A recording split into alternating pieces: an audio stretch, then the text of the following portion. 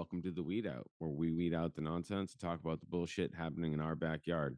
I'm Spencer Fox Peterson with my co-host, as always. Hi, everyone. I'm Joanna Ray Booty. This week, we're going to be discussing some local headlines. It's July. We're recording this the week after Independence Day. Ha ha ha. LOL. Independence from what? That's the question you should be asking. There was not much to celebrate, unfortunately. Not that there really ever has been. If you ask our marginalized fellow working class members, this country has not only been free for a certain amount of people, and they tend to be white, have some money, and be men. Week prior to 4th of July, the Supreme Court finished up its session for the year, whatever, however it works, their term, I should say. And they had some really devastating decisions that Joanna and I, the reason we started the Weed Out is because we saw these domino effects coming. Roe v. Wade being overturned with the Dobbs case in 2022. We started the Weed Out in August 2022 because we could see years before this, Kavanaugh getting appointed, and go back and look at even Clarence Thomas getting appointed in 1992. You could see all this happening, and the creep to authoritarianism is speeding up. It's always been an inhospitable place for marginalized people. So this isn't anything new. It's just white people are going to be affected now. That's my opinion. White people have been impacted in the past, typically just working class, mostly people on the lower end of the socioeconomic scale. And I think now, as we enter I don't think it's alarmist to most people who are paying attention at all to say that we're entering a time period where I think it's going to impact more people that are white and comfortable. Um, and I hope that radicalizes you. I hope that it makes society wake up in a way. I hope it doesn't hurt us, but I think we will have, I think it will continue to be harmful to more and more people because we're not fixing anything that's broken. We're just barreling forward and not addressing the problem. We are lurching in a way that, the reason we mostly work on local issues because it's things we can touch, it's things we can affect, it's tangible, and it's important to take care of your community. People are meant to live in communities of 150 people. So let's focus on that. But we can't ignore what's going on a national and an international scale. There's an assault on privacy. That is an autonomy. That is the through line with all these Supreme Court cases, whether directly or indirectly. It's all a challenge on individuals' autonomy and ability to live a happy, safe life. The government, supposedly, their promise to us is the pursuit of life, liberty, and happiness, parentheses, for certain people. And they're starting to roll back a lot of those protections. And this is going to hurt white women the most as far as take them down a step on the ladder. It's going to hurt Black women and Indigenous women even more because, white women tend to lash out on those groups. And that's how, the intersectionality of why women are split up as a block, why working class people are split up as blocks. So there's ways to put wedges between all of us. I think the reality is they're challenging our autonomy as human beings by not protecting us when it comes to climate issues, when it comes to water rights, when it comes to your children, their schooling, having a consent, and also protecting children from, parents that are abusive. And all these cases really put more power into the state and the judiciary. It's really hard to not see it if you're paying any attention. And I'm not really a law expert, so I think that's where I just see the through line of it all goes after all these cases that were decided last week or in the last 2 years, really, were about autonomy, and it's not lost on me. Me either. It feels like basically people who fought for so many things that were considered, like part of the civil rights movement have been overturned by what I would consider an extremely politically driven, biased court. Very bent on Christian nationalism being their clearly their drive. Excluding, the people Ketanji Brown Jackson doesn't. excluding but Yeah, I was gonna say excluding like maybe 2 women and Justice Sotomayor, but I just think I don't know, I this court, in my opinion, the Supreme Court, I have some really strong feelings. I have a lot of feelings about the fact that we're following rules made up by people in their 20s hundreds of years ago, not just people either, men who owned other people. This court makes no sense to me, and they are making decisions that don't align with most people's values or what most people would do, and I don't know, I just don't know when we as a society are going to say, like, "Enough. This is enough." Like, they should not be making decisions on human rights. They have no right to do that, and they're making incredibly unethical and immoral decisions, so if there is a court that should be doing that, it's definitely not them. And it's not just this court.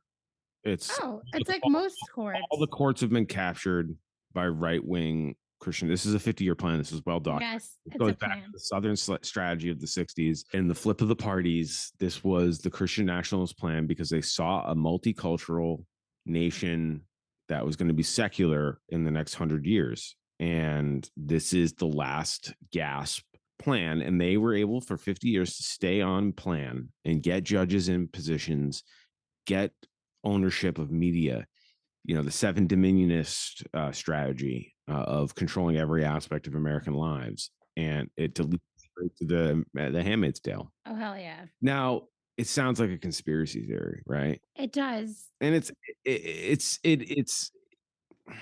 conspiracy theory was a coin termed by the CIA to make people sound crazy. And yes, there are conspiracy theories, as a negative, as an ad hominem. Yes, there are people out there that think that the frogs are being turned gay by the vaccines or something. I don't know. But power doesn't need a written conspiracy to want to consolidate. you Right. know, so it's a conspiracy, yes, that powerful interests are all have the same interests. So of course they're going to move towards the same goal, and limiting body autonomy and getting us to really fight each other is really the game. Get us mired in the muck, there's a lot of people that think there should be healthcare, right, as a right, but there's people in the healthcare argument that are, anti helping trans kids. There's people on the quote unquote left that don't want to help trans kids or kids in general, because puberty blockers and all those other things, it's not just for transitioning. It's for girls that are getting their menstrual cycle way too young. Gender affirming care, ladies and gentlemen, like it could be just like a breast augmentation, it could be a breast reduction, it could be so many things, and it's no one's business. It should be between like a person and their doctor, or a child's parent and their doctor. I just don't understand how a group of people who are considered conservative and have values about certain things about, like, states' rights and privacy and freedom could think that any of what they're saying makes any sense even. Not only is it horrifying, it doesn't even align with what they would want happening to them at all. At all. And again, there's a lot of disinformation out there. We're all mired down in our muck, so don't feel it sounds like we're fighting boogeymen here in shadow boxing, and maybe whoever's listening may feel like, oh, I'm not doing enough, or I don't know what you're talking about. Don't feel bad, because you know what, you're meant to be kept busy. You're meant to be fighting with each other over semantics. And hey, I'll be the person to raise their hand. I get dragged into the muck too, and forget the big goal and get overwhelmed with all this information. So, gonna just we could talk all day about Christian nationalism, Joanna and I. Absolutely. That's not the point of this episode. If anybody wants to hear us talk more about that, write to us, let us know. This is a good time to remind everybody that you can go to our website, www.theweedout.com, get any information that we mention on any episode. Find us on all the social medias. We are now on Threads. We're on the Substacks. We're on the Twitters, the TikTok. We do all the things. because that's where people are, and we want to get the word out, and we want to share stories of working class people and let yard. So this week we're going to talk about headlines, and we're going to share all these headlines on our episode notes, and you can find us on the social media. So please reach out story that we should highlight, or whether it's in the news already. Happy to do that. And it's all about workers' rights. It's all about putting things in perspective and tackling problems that are actually we can get our hands around. So normally Joanna and I are very focused on the police, for example, because when the water wars start, when these mandates from these 9 justices in robes come down, who the fuck's going to enforce it? Yeah, your fellow working class cop friend down the street. Sorry, bro, I'm just doing my job, just following orders. Yeah, fuck that. And they're already doing these dystopian things. The whole idea of policing goes back to slave catching. Slaves were considered property. Slaves, quote unquote, don't exist anymore. They do via the slavery as a punishment for crime. And what is crime? We talk about this every day. But from protecting property like buildings and businesses and catching slaves because they were considered property, now they protect property. They didn't start protecting us. That's not their mandate. The Supreme Court has ruled about things like qualified immunity, and is it the police officer or the government's responsibility, because the police are part of the government, is the government's responsibility to preemptively save people? The Supreme Court's ruled no. So we all disagree with that. The government should be helping people and protecting people when they can. It's what they, that's what they claim. Joanna and I are not purists about. Joanna, are we purists about the U.S. government? Oh no. I mean, that's why when what I said earlier about our founding fathers might shock people, but it shouldn't. Right, and that's why it says we're not advocating daddy government come save us. We're trying to empower all the listeners that we save us. Yes, like it's our money, our tax dollars are funding the government. Like you should have democracy like you have at the local level, or like you would have in a union type of voting situation where your vote is actually counted. The electoral college is like this bullshit sham thing. Like there are just so many systems in place that are not broken. They're put there to keep this bullshit running down a track. And I guess we're just kind of the people that can't stop pointing it out. And I can't apologize for that either. I hope someday that I don't have children. I have nieces and nephews, and I care about all of your children as much as I would care about them and any child. And I want a better world. I've always wanted a better world. And I think we should all want that. And I don't mean to go back to Christian nationalists, but I do want to just say they don't want that. They plan for their life in heaven. And I think that's something to think about because this is our time here on this earth. And I don't know, I just really want people to be more present, not afraid, because we don't need to be afraid. We are not unsafe. We are each other's neighbors. We keep ourselves safe. We are strong. We are able, like, look at all the money that we put into taxes and all of the things we get, or that the people in government get. um Look to how quickly they fixed that issue on I-95. There are ways to do things. The money is just being used in ways to harm us rather than to help us in most scenarios. And the police are most often the culprits, holding our towns and cities kind of like in this limbo, or this place where they're telling you, okay, well, I'm not going to do my job, which no one else has the ability to really do at a state or municipal level, unless you give me this 10% raise that I want, yada, yada, yada, whatever number that it is. And I think that's why we end up focusing there, Spence, if I'm not wrong, because at the local level, it's even more obvious that it's like your tax dollars, and um, it's all of our tax dollars. Even if you don't pay into it specifically, if you buy a candy bar in my town, or you drive through my town to get to your town, or you just live in Massachusetts, we should really all care what's going on here and how the money is being used. Um, yeah, I couldn't say it better myself. And it's disheartening. Um, it's tiring. But like you said, we can talk about what's going on in our backyard. So let's get to the headlines. What do you say? I totally say let's do it. And like I said too, we are not unsafe. We are safe. We are neighbors. We have each other. And it's although disheartening, it also should feel empowering to know what you can do and that you can be heard and that there are actions that you can take. Absolutely. So without further ado, let's get to the headlines. We got some good ones, we got some not surprising ones. The shoestring.org, our favorites, are reporting Trader Joe's United walks out in support of fired worker. Walkout is the latest escalation in a campaign against the allegedly retaliatory firing. So, if y'all don't know, the Trader Joe's United is the union that started in our little backyard in Hadley, Massachusetts. Kudos to them. Woo! Just like the Barnes and Noble Hadley, they're actually in roughly the same shopping area. They are. They're across the street from each other, but it's right near the Hampshire Mall in Hadley, Massachusetts, on Route 9 between Northampton and Amherst on the way to UMass. If you know, you know. Shout out. Apparently, according to pieces like the New York Times and the Atlantic, we have like a little commie stronghold up here in Hadley, Massachusetts forming. It's like, yeah, that's what happens when you have people that read books.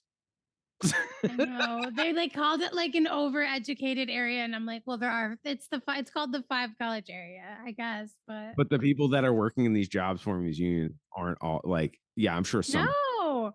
So some of them are. I know these people, the transient people, the people coming and going, but the people that are going to be in the long haul for this fight for the unions are people that live here and aren't Absolutely. who aren't just students. So fuck you, New York Times. Fuck you, Atlantic, for not Ugh. in any of your implications. It's like I'm a college educated person, but I'm 36 years old and I live in the area and I'm a laborer. I lift shit up and I put things down. And if people like me are fighting for a union, we're not doing it for fun, for clout for 2 years, and then we're gonna go on to wherever we got to go to get at work once our college degree is up.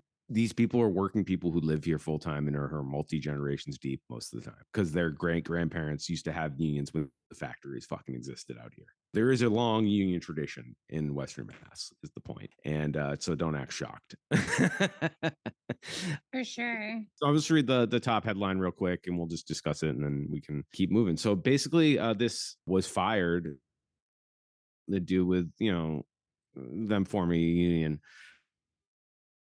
to remove some power equipment, some like a saw, and it wasn't their property to remove, and they refused, so they got fired for that. On 4th of July weekend on Saturday, members of the Trader Joe's United walked out on the busy 4th of July weekend shift on Saturday in solidarity with a member of the union they claimed was unjustly fired last month. And since then, since this article was written, there was a call in where the union was asking customers to call in and complain to management about this unjust firing. And they took the phones off the hook. The managers unhooked the phones so they didn't have to answer the phone, which is incredibly unsafe.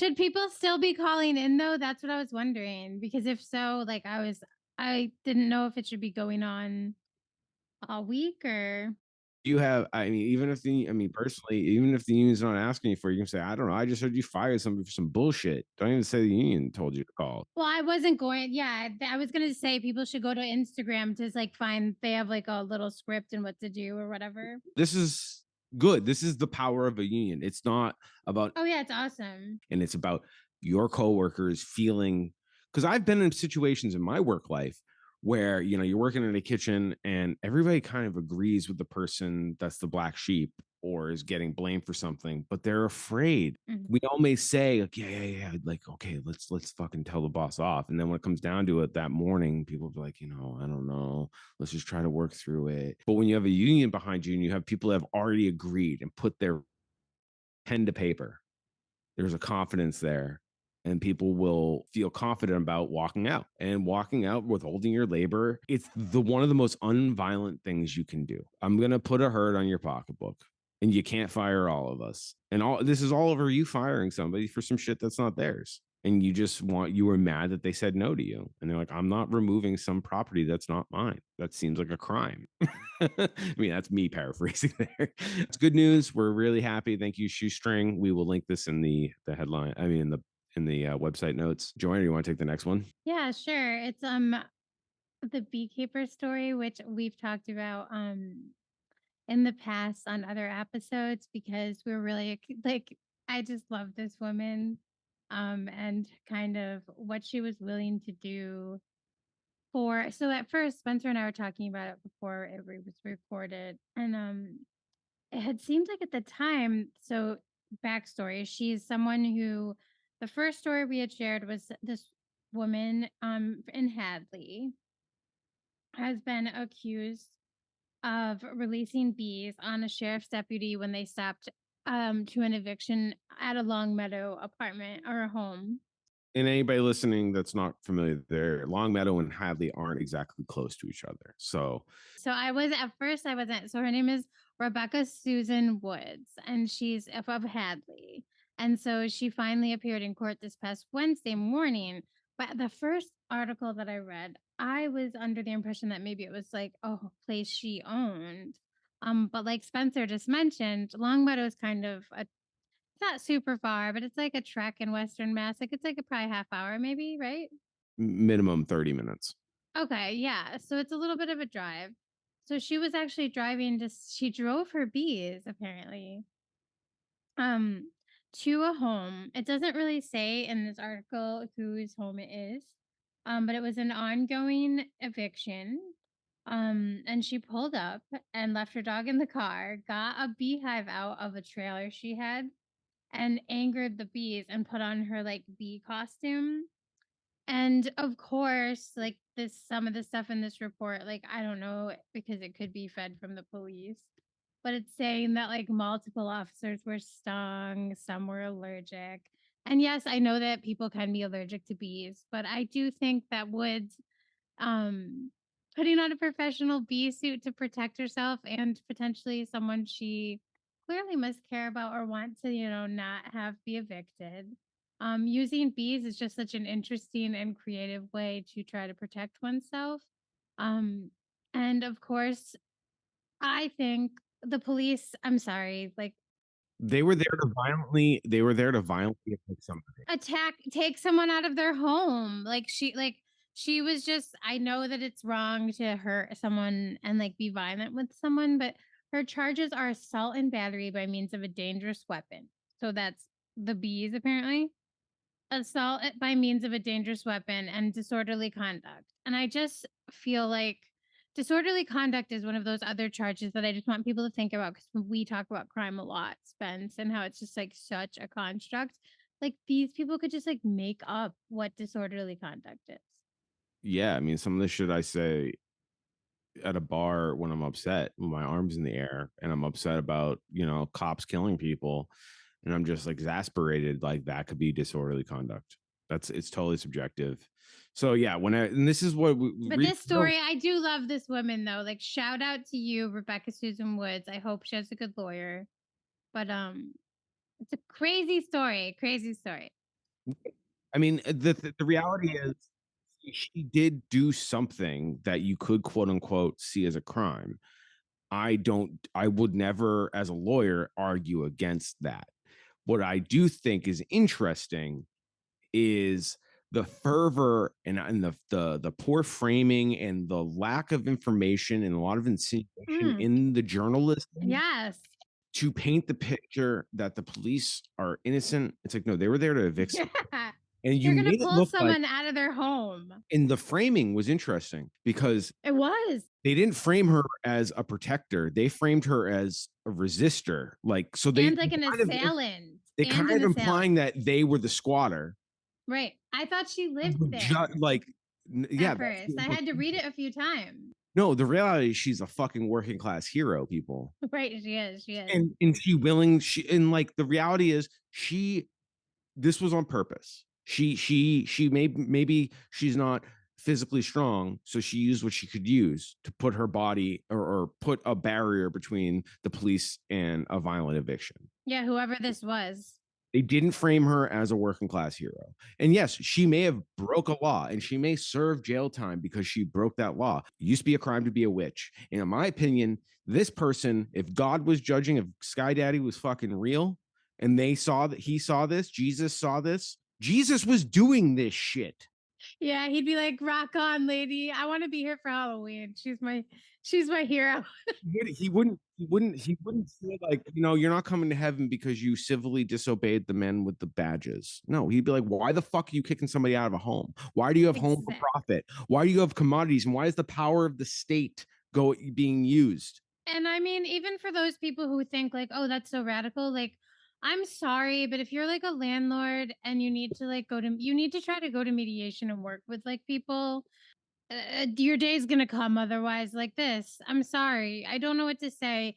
Putting people out on the streets, like, what kind of country are we? We're supposedly such a great place where like everyone's taken care of. Like, we need to wake up to that. And Rebecca, bringing her beads in, like you said, Spencer. I'm sorry. She is trying to keep people in a house, and the police are doing the fucking exact opposite. So all these things can be true at once. She could have broken a law. She could have assaulted. Yeah, laws are also like, you know what I mean. That it does not equal fucking morality is our point, and that's what we're trying to No. point out, and that's why it's shady. The journalism and the capitalist bias by everybody, including the readers, and I'm calling y'all out listening. You got to think about this frame, how things are framed, and when you see details missing, what they're why they're missing. Yeah, like what narrative are they forming or framing for you to then think up in your mind? I started wondering like what's missing and why. I kept reading it and reading it over and over again. But I don't think I'm not saying anyone should have to do this, but I almost felt like I wasn't understanding it. You should just assume that the media, corporate and legacy media entities, whether it's Fox News, CNN, or Mass Live, which is a corporate media entity that's selling ads for clicks and all that stuff, you have to assume they're going to have a capitalist bias. And capitalists put human necessities behind paywalls and gatekeep that and then enforce it with violence. And I'm sorry. We don't say the C word around here very often, communism. And it's, Oh, I was like, oh, we say cunt all the time. I literally wondered which C word. Oh my God. And it's not because we don't believe in those tenets and we don't find those economic systems interesting and possibly very viable. So we focus on the people that enforce these awful systems because that's just what upsets us. This is all part of a bigger piece. So whatever interests you in all of this, we just mentioned 5 different facets of the working class struggle. Whether it's the media, whether it's the role of the police, whether it's the role of the law and the courts, or internalized biases, right? So this woman was a working class hero. Yes, she technically committed a crime. It was a crime to be a fucking witch. I don't care. I don't care. That's not a disqualifier for me. It's not. So like, and this is so when people ask, well, what about Donald Trump? I don't care. I don't care that he stole nuclear documents. Like, no shit, this dude did something so totally irresponsible, totally fucking dangerous. But why do we have fucking nuclear codes? Like, let's ask that question. Like, why are we giving that power to fucking anybody? What? So like it's irrelevant to me. Yeah. I think Donald Trump is a bad person who does not care about other people. I don't care about his crimes personally. Yeah. So when the media is trying to spin it as something, listen, man, Donald Trump stole nuclear codes and he's walking on the street. Yeah, he sucks. All right. So if you give a fuck about laws, like I don't know what to tell y'all. Like that should be if you're worried about this beekeeper protecting somebody to keep them in their home and using bees. Yes, somebody could have died from an allergic, but she didn't use a gun. She didn't use a bow and arrow. She didn't use a bomb. We have to encounter bees as human beings in the world. I know, like, technically, that's how I feel. Like, you don't have your EpiPen with you. And not to say that they should get stung. But it's like, if I'm deathly allergic to anything, I carry my fucking EpiPen with me too. So just throwing that out there. I don't want anybody. I think there's like that's a shitty way to die. To basically get so inflamed and swollen that you died. Like that's a sounds I awful. know, but, like, I think she was just If you were trying to, trying like, to evict somebody, you were gonna slowly torture somebody to death and like make them live on the street. So like, what are we talking about? yeah, like, I think she was just trying to probably scare them away and, like, I don't know, they're bees, it's like animals, so, like, I know it's wrong, but it's just a very interesting and funny story to me. She likely is invoking her Fifth Amendment right to silence through the media. Well, and lawyers often don't want you talking if it's, like, an ongoing case, yada, yada. Look what the state will do to you. Oh, yeah, they make you look ridiculous, it's insane. Look what the journalists will the corporate journalists and the corporate entities will because of their bias. It's not necessarily an explicit agreement. They have a bias towards capital. And the police are probably sending them, like, press releases, so they're, like, just publishing. Because this person is remaining silent, there's an and then there's the reader, the average American, because we're baked in fascists. Like, let's just face it, people. Like, we get in arguments with people on the internet, Joanna and I a lot, and even with people that have good values, even people that we think have good values who are in fucking total denial. There is a fascist thread in every American. Well, it's like all of us, if you're a white person, this is an unpopular opinion. You are racist, or you would have inherently racist either beliefs or way of acting, and it's not your fault. All you have to be doing, what you should, It's your responsibility. it's what you should be doing is focusing on addressing racism every day, self reflection, and working on being a better member of society and a better member of your community and building community. It doesn't mean that, again, that you're a bad person. It just, you can't be a white person and not have been indoctrinated with white supremacy. If you grew up in America, that's just a hard truth. And I think it's actually much easier once you accept it, because it just means that you can grow and there is so much beauty and joy in that growth, despite it being hard. And we're white people, and we're calling you in. We're not calling you out. We're like, hey, man, Yeah. it's not other. It's not black women. It's not indigenous women. It's not indigenous men's responsibility to fucking straighten this out. It's on us. So you have to just Yeah. take responsibility for it.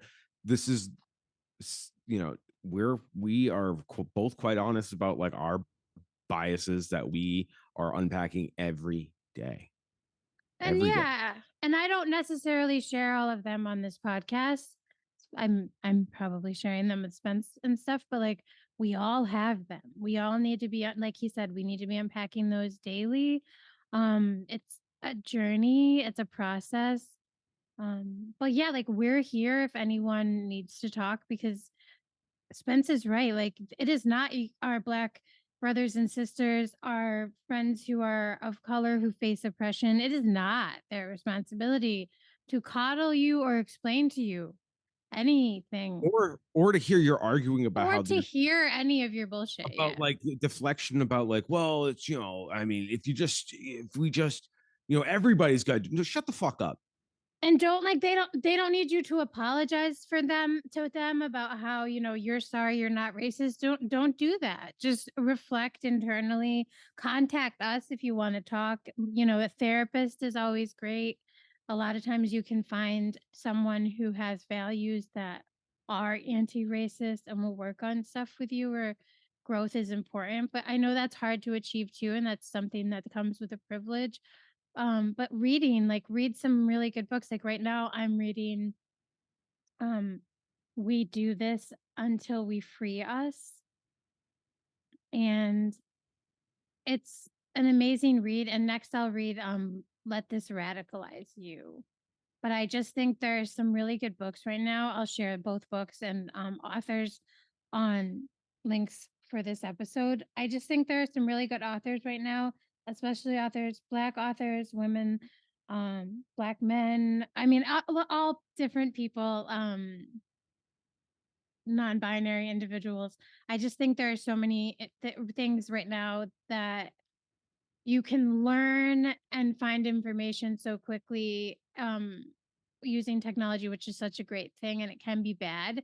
But if you embrace the good thing, like finding these great books or being able to connect directly with the author and ask questions sometimes, And like I always shout out to Oleemi on every Twitter mostly, but on every basically platform. I don't know. I just think there are a lot of people out there just doing such good work or saying things that we should be listening to and absorbing that I think it's kind of uplifting if you think about it that way too.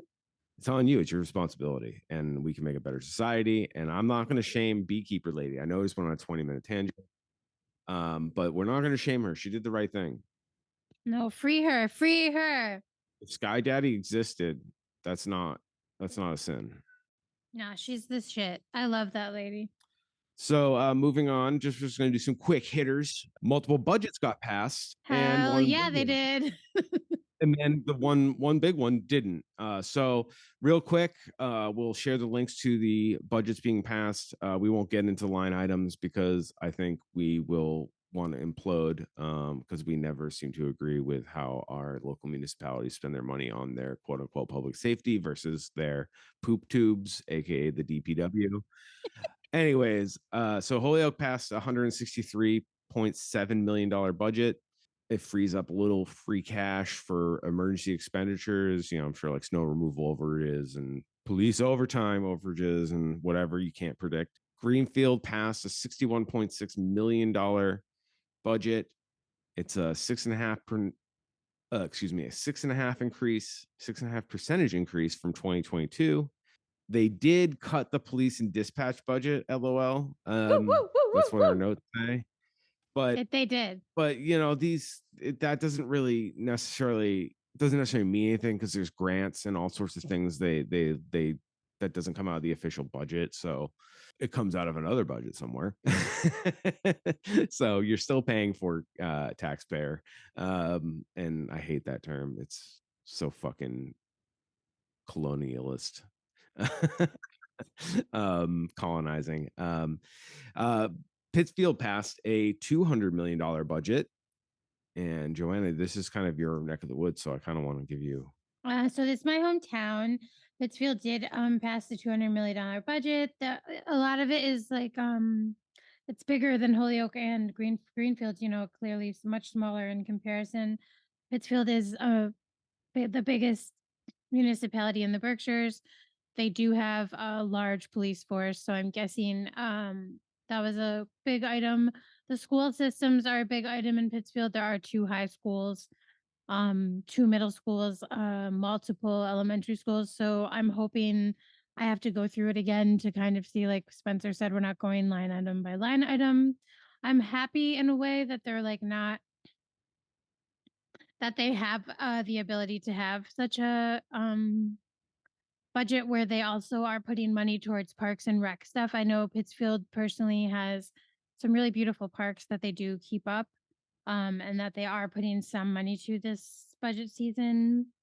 That said, I do think for the taxpayers of Pittsfield, and like Spencer said, this is terrible, but for homeowners especially, like income taxes are, or excuse me, property taxes are really, really high. So I do wonder for people who are struggling with mortgages and property taxes if a $200 million budget has some stuff that could be adjusted and cut for the people to really have some relief. But again, I'd really have to dive in. I just want to remind people too about Greenfield passing the 61.6 million.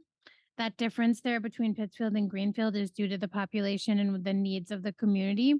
And so I just want to remind people, we've said it in multiple episodes, that Chief Haig up in Greenfield gets $175,000 a year with his promised raises and pension.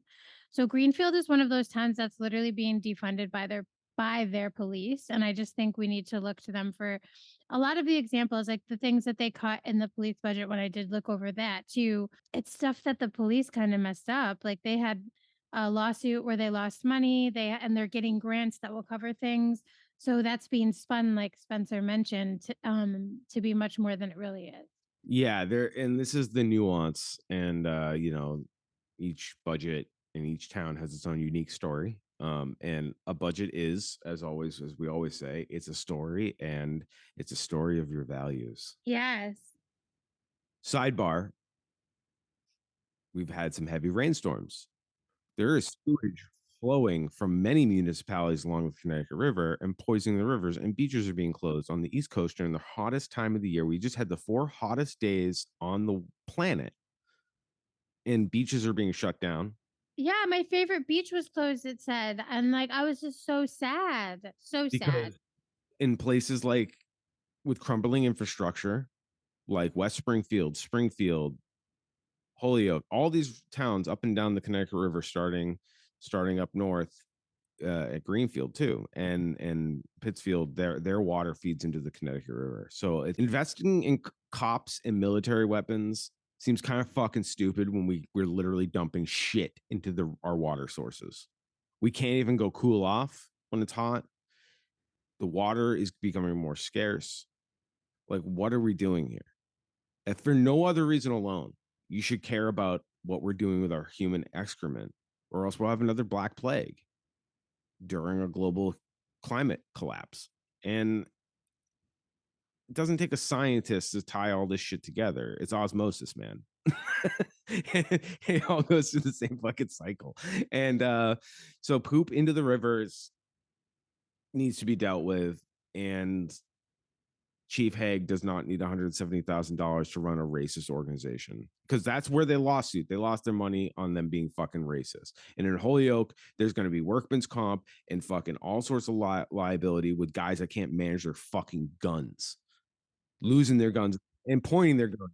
And that guy that did the sexual, like, potentially, like, alleged sexual assaulting to that other officer, the female officer, that's shady fucking too. Reyes, Captain Reyes, Yeah. Yeah, that's fucking shady as shit too. and Officer Reyes. Sorry, gotta give you your disrespectful title. Fuck you, Alleged sexual assaulter, Reyes. Officer Reyes. Because the officer part would piss him off. Yeah, I'm just a lot of things would piss him off. Anyways, so yeah, like these budgets are values. We need to look into them. We'll dive into them a little bit deeper. But the work for next year's budget, so we can divest from these pigs, these bastards, these cops with guns, we can fix possibly poop going into the rivers.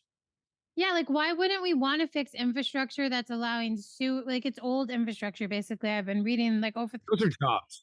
well, I've been reading over the weekend and it's basically saying that like the infrastructure we have in place isn't prepared to handle like what we have happening with the climate and the flooding so frequently that basically like the last few summers, if you're anyone like me, I'm a big swimmer, everybody. So shout out to my like Pisces and or swimmer people, water signs, whoever you are. But, like, for real, like, I just have noticed, like, by mid-July, August, at the like, early August, if it stays really hot and there's a lot of rain, so I started reading up on it, and it makes total sense, like, our systems overflow because they have only a certain capacity, but the overflow is into a fucking water supply, and I'm just there has to be a better way. These are outdated systems, and that is money that like if the police really cared about our safety, including their own, because my god, eventually like Fucking water. the yeah, it's like water, it's water, so eventually it's not just going to be where you want to swim, it's going to be other sources of water that are important. And I think these systems, I read something in this weekend where it was like these systems were built when there was so much the person wrote when there was so much less shit going into the systems, there were so many less people in general. It's like y- I don't know when this all of our systems were built in Massachusetts, but they're probably old as shit at this point, 50 years or more. They just replaced the pipes in my neighborhood, like my whole system, and they were 100-year old. So I was gonna say it could be 100 years. I just didn't want to like date myself, but so 100 years ago there were way less people, and this person's right. Like we're pumping way more like doo doo into the rivers apparently, and I just think it's like you said, like I live near a lake in Shutesbury, and I sometimes will head up there on a hot afternoon. And this past Friday, I was thankful to see like a number of families bringing their little ones. A super diverse, fun crowd, but it was packed, like capacity. And to think that that water supply will eventually be potentially poisoned to the point where people can't swim in it is just why would you allow motorized boats? Why would you have sewage flowing into it. It just makes no sense to me. And I think, again, our budget is our value system. And we really need to prioritize things that, like the outdoor spaces, are so important, just overall. It's our environment. Poop tubes over popo. Yeah, man. We all got a doo doo. um, so good news is the good news is these local municipalities, though flawed, did get their budgets passed. Great. No, they did. They did. Props to them. We have a plan to like not completely implode for a year, so that's good. Let's see if it works Totally. out. I'm glad that they, there's because even in the Holyoke government, I mean, there are some decent folk people with good value systems, and I'm sure this budget doesn't agree with their values. I won't speak for them. There's other people. It's actually kind of surprising with the opposition forces that don't have good values that they're actually able to come to some sort of agreement. It's actually shocking, to be frank with you, and which is what leads us into like kind of the nice little end to budget season. So the Massachusetts state legislature, a supermajority Democrat, vote blue no matter who, everybody, can't pass a budget. This party has total fucking control and they can't pass a budget and they're worried about millionaires leaving the state.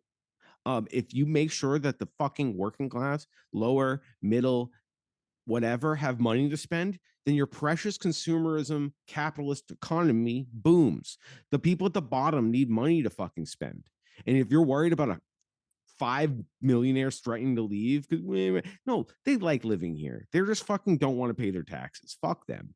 Like, and let them go if that's the case. You'll have more taxpayers spending more money. Millionaires sit and billionaires sit on money.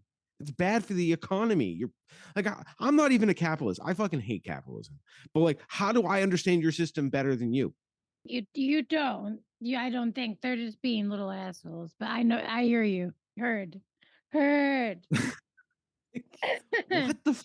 It's fucked. It's I'm not even getting into my altruistic, like everybody should have housing, everybody should have water. I'm not even getting there. I'm just like, the plebes on the bottom spending money, you fucking idiot.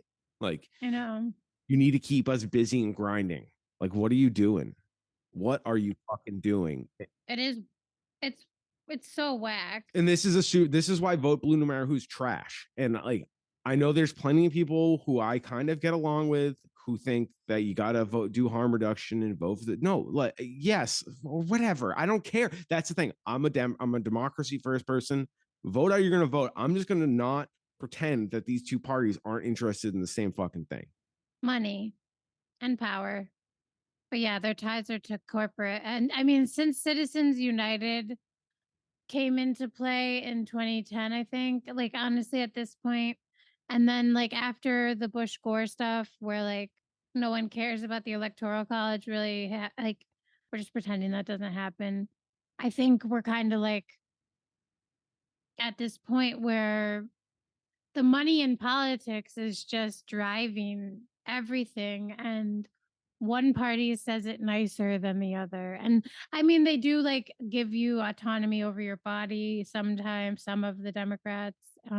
So, but the Democrat. So this is the thing. Like, we can have a nuanced conversation here. The binary is the problem. It's a Yes, yes, yes. is us saying the Democrats aren't our friends saying that the Republicans are? Absolutely fucking not. They have actual No, Nazis. They have people that are proud of the Confederate flag and the Nazi flag, and they go in open spaces with it right. to their to GOP events, whether it's an insurrection or it's a political rally or it's a protest against protest. Like, that's the people that roll. Yeah, you're not going to see a Nazi flag when you're around people that say blue, vote blue no matter who, and that's yeah. But like, okay, cool. So maybe we should abolish the Republicans completely and say fuck off until you have serious ideas, and then have a working class coalition. There should be more than two parties. I mean, again, you said in 92 earlier. You mentioned though earlier in the early 90s before, and like we haven't had like someone like Ross Perot where there was like almost a third party candidate happen. And I don't know if we ever will again, but Cornell West is running Green Party. And I know there's controversy there, but I love Cornell. Yeah, I get worried about like because there is a real and again, there's an argument about like, have third parties been weaponized? Absolutely. No, we need to break up Uh, they have been, yeah. Like there's why can't there be multiple aisles? Why does there only have to be one? Why can't there be like parliaments are Well, run? yeah, there should be multiple parties. Not to form coalitions with different groups because not everybody is a fucking monolith. That's the thing. The part one big party is to me very odd. It's a monopoly. So if you believe in human rights, you have to go with the Democrats, even though they only kind of believe in human rights. I was gonna say it's like just a little bit. I just think they're already trying to smear like Cornell though. Like this is the funny part about the Democrats. They're already trying to be like Cornel West is going to take Democratic votes and then maybe lose the election for Biden, and it's like really, He's probably going to drop out. also just like really, It's going to be Biden Trump. it just that's not even what happened last time. Like anyone come at me about the data from 2016. Like no third Jill Stein voters, no third party voters, nothing like that did this. Um the Electoral College and Trump and Hillary Clinton's actions throughout the entire election, whether strategic or not strategic enough on either side, I could give you a whole fucking earful. So just there's no reason to blame other parties that emerge. We should be encouraging that. It's just demonizing others. We should get rid of the Electoral College. Yeah, and that's no one's focus. No one's focusing on that ever. And it's kind of crazy. It's like you're playing a rigged game. So like, what are we even talking about? But like, yeah, I mean, in ranked choice voting has shown to get better results, and it forces Absolutely. concession, oh, not concessions, but more clarity on your platform instead of wishy-wash. Like Maura Healey, I'm going to be more transparent, and then she has the same transparency rules as fucking Charlie Baker because it doesn't matter. Like she can promise whatever she fucking wants. And sorry, that's my weird little beef with her because I don't know. There's again bigger fish in the sea. Yes, if let's just face it, it's going to be Biden Trump. I think we should abolish the U.S. Constitution and write a new one. So I don't really give a fuck. But are we better off with Biden? Yes, definitely. But that doesn't stop the mechanisms of local government and state governments that have been put in place that are fascistic and authoritarian and or incompetent or um corrupted by money and politics, like we have in our state legislator, even though there's no awful ideologues that we can see and we live here. Yeah, we don't have to deal with awful ideologues. We have to deal with people with no scruples, no morals, and only give a fuck about their corruption, which is scary. So when people say Massachusetts is a great place, I'm like, no, because they'll say one thing and then do what's best for them later and get away with it because they're never going to get kicked out but for being unethical because they have a stranglehold on the levers of power. It's like, okay. Anyway, so we need to dilute this process. We need ranked choice voting.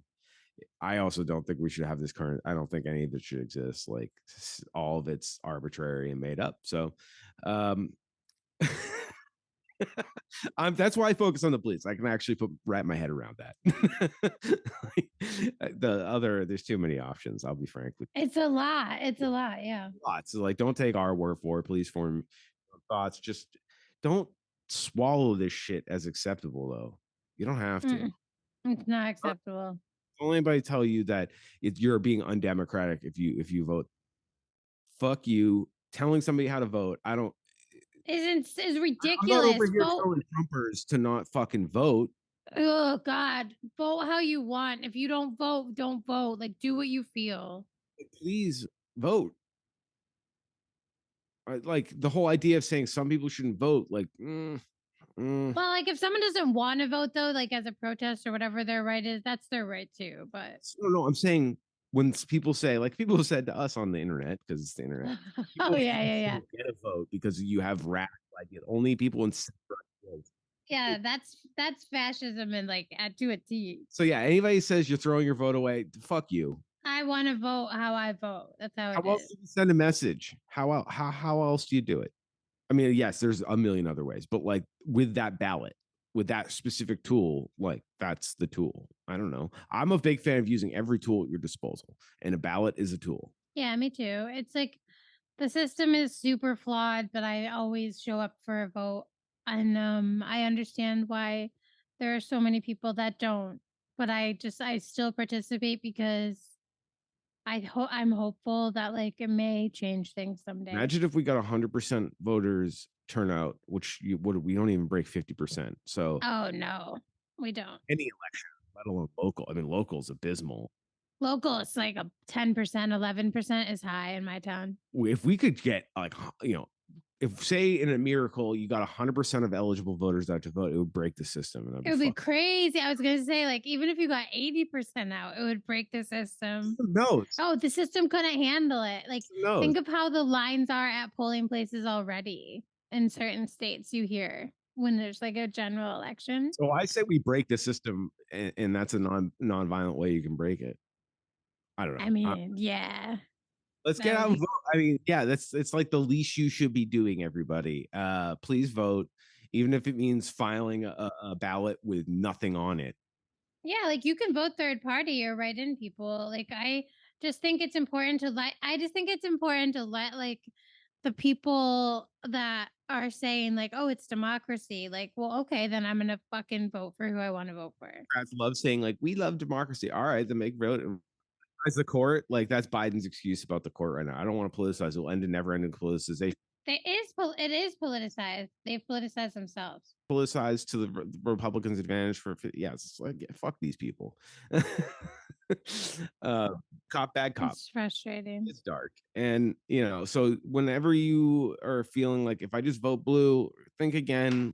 And usually that is like the safest bet like we said, but it doesn't mean people who voted for Jill Stein or who vote for like a workers party or who are interested in something else are like ruining the system or getting Trump elected. Like that is that like that is the two-party system pitting you against your neighbors so that you fight it's just bullshit. It doesn't make any sense. We've kind of jumped all over the place and how the headlines tie into our bigger picture. One small late breaking news out of this, some bonus news on the headlines. The chief of police of Pittsfield has retired. Yep. Goodbye. Peace out. Fuck you. Peace out, Chief Win. I'm sure some scandals are sure to follow. There's been a lot going on with Pittsfield implementing the body cam stuff finally, which I know we're against, but Pittsfield was late to the game, so now they're finally getting it after community wanting it. But they're fucking it up already. Yeah, And so he's probably involved in that. I mean, he has to be. he put it off. He kept like delay. It was delayed a lot until I think because of him retiring and stuff, it's taken a really long time. Because he probably was going to lose support of his staff that were Yeah. demanding he hold it off, and he couldn't hold it off any longer. So, and this is us speculating, so don't take this as fact. This is not reporting. Just trying to like show you that there's a pattern to all this because we've seen this story a million times. Miguel Estrella was killed 2 years ago Hmm. or a year ago. Uh, A year ago. why? Regardless, I'm sure there might be something about that investigation, internal investigation that will come out. Um, Yeah. there's plenty of tragedies that police chiefs are implicitly or explicitly involved in. Right. So, we'll see. We'll be following that. We'll see what happens when people start.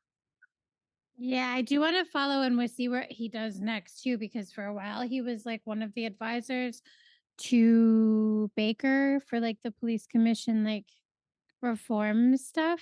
So I went, hmm? He was involved in that investigation that Andrew covered in Egremont. Yeah. So yeah, because he's like, mm-hmm. But so I wonder what he'll do next. Like I mean, he's retiring pretty young, so I'm sure he might do more. He might do something else. So I'm wondering what that might be. So I'm gonna keep an eye on that. That's it for headlines. Ghoulery and tomfoolery, we're gonna have to do it, and I'm gonna go off the top of my head, Joanna. So this is totally surprising to Joanna, and I'm just thinking about it right now. In France, there is uproar, not hearing about it. That's the ghoulery and tomfoolery. There's been police killings of Arab men. And if you know anything about the history of imperialism in France, they have really played a giant role in decimating North Africa, the global South, and in the Middle East. They play an oversized role in that. It's not just the Brits and the Americans and the Soviets. The French were pretty brutal. and they've been pretty awful to Arab immigrants the last 20 years post 9/11. And Bruce now, and there's been violent uprisings against their police, and it's not getting reported in legacy media here. So we just wanted to share that with everybody. And Joanna, would you like to, I don't know, add anything to that? There are clearly uprisings happening in France that you may not be seeing on the like corporate media that you may watch, but there are some accounts online. I think it's good to just remember that the French are a people too, although very colonial and colonizing the whole world. The working class in French also are people who band together usually to like stop a lot of the things that politicians have in place. And I think so. Like I do know that there are racial issues in France that are very It's segregated as yes, very segregated and have been like long standing. But I do feel that oftentimes the French do band together to kind of fight like as a working class in ways that the United States just can't really do because we don't have as many like unions and systems like that in place. It's an interesting story, and I just feel like I think it makes sense that world leaders wouldn't want to seen this type of information, or and it's not. It doesn't. It may sound like, oh, I'm being it's not, it doesn't have to be explicit. The corporate partners want to keep a stable world. just. They want to keep us not. They don't want us doing that. I guess is what I'm trying to say. They care about money coming in every day. Oh, absolutely. They don't want disruption. No one does. That's the thing. So like corporate media, corporate interests, we live in a corporate oligopoly, like just not to get too nerdy, but like the world is a corporate oligopoly. It's controlled by corporations. And quite frankly, it has been since Kings. The Dutch India Company is the first corporate oligopoly, that we European. And, we've been living under that. It's under the pressures of what corporations, with some like ebb and pull on who has a little more power than they used to. Even in the height of unions and stuff in the United States in the 1950s and all that stuff, they still had minuscule power because the corporations could corrupt the union leaders, and then they used that as part of their plan to destroy unions during the 70s, 80s, 90s, and today. They corrupted the people at the top of those unions, and that's where hierarchies will inherently fail. You can always corrupt the person at the top. So whether it's a union hierarchy, it's a workplace hierarchy, it's a fucking corporate hierarchy, it doesn't matter. Like, even in corporations, CEOs or people high up are fucking over the corporation, and eventually they get caught because the corporation will always win. So if you're like doing some embezzlement, the reason you get caught is because you're taking from a bigger person, a bigger entity, even if you're part of that bigger entity. It's snake eating its tail. And this is why the fascists always ultimately lose. They self-defeat themselves, but they take a lot of with them, more of us really. And that's the problem. So we must resist. We must think about things we can control. And the thing with the French, these are happening in localities, so it's spread out. So it's organized, and they're not posting about it on social media. It's small independent journalists that are capturing stuff. So like there's a lot of speculation on how it's even being organized, and I just have solidarity with them, so I'm not even going to do the work for the government to even speculate, give them any information. No snitching. But the point is, communities are doing this. People within communities that are willing to do it, and they're doing it, and they're taking their power back. And yeah, could the state eventually just crush them? Yeah. Yep. That's the risk they're taking, and it's the doom they're facing. But they're fighting for the right reasons. I mean, these systems hurt people, and we're sick of it. People are sick of it. So, that's the Ghouler and Tom Fooler, baby. So that's the headlines for this week, and look forward to doing it again in the future. Hope everybody's having an okay time dealing with the heat wave and the water deluges of July in Massachusetts. Thank you so much for listening. As always, you can go to our website, www.theweedout.com, follow us on social media, support local journalism. I don't know what else to say, really. I mean, the headlines we got were all from corporate media, and we had to really talk about it to understand it. Support local media like The Shoestring and Andrew Kamir, Dusty Christensen, and The Weed Out. Support us, like us, share us, follow us. Thank you so much for tuning in, and we look forward to seeing you next time. Take care.